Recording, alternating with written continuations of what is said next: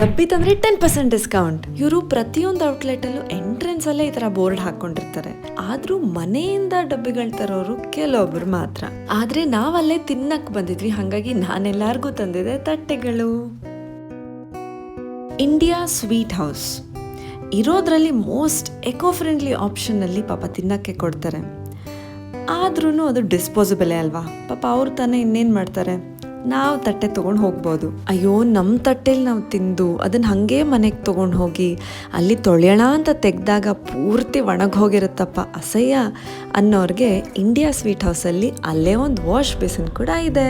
ಪೂರ್ತಿ ತೊಳೆಯೋದು ಬೇಕಿಲ್ಲ, ಸ್ವಲ್ಪ ಒದ್ದೆ ಮಾಡಿದ್ರೆ ಆಗತ್ತೆ. ಇನ್ನಿದೂ ಮಾಡೋಕ್ಕೆ ಅಸಹ್ಯನಪ್ಪ ಅನ್ನೋರಿಗೆ ಇನ್ನೇನು ಹೇಳೋಣ. ಆ್ಯಕ್ಚುಲಿ ಅಸಹ್ಯ ನಮಗಿರಲ್ಲ, ಸೊಸೈಟಿ ಅಸಹ್ಯ ಪಡ್ಕೊಳ್ಳುತ್ತೇನೋ ಅಂತ ನಾವು ತಟ್ಟೆ ತೊಗೊಂಡು ಹೋಗ್ತಾ ಇಲ್ಲ. ಇಡೀ ಸೊಸೈಟಿನ ಬದಲಾಯಿಸೋ ಕಾಲ ಬಂದಿದೆ. ಹೆಲ್ಪ್ ಮಾಡ್ತೀರಾ?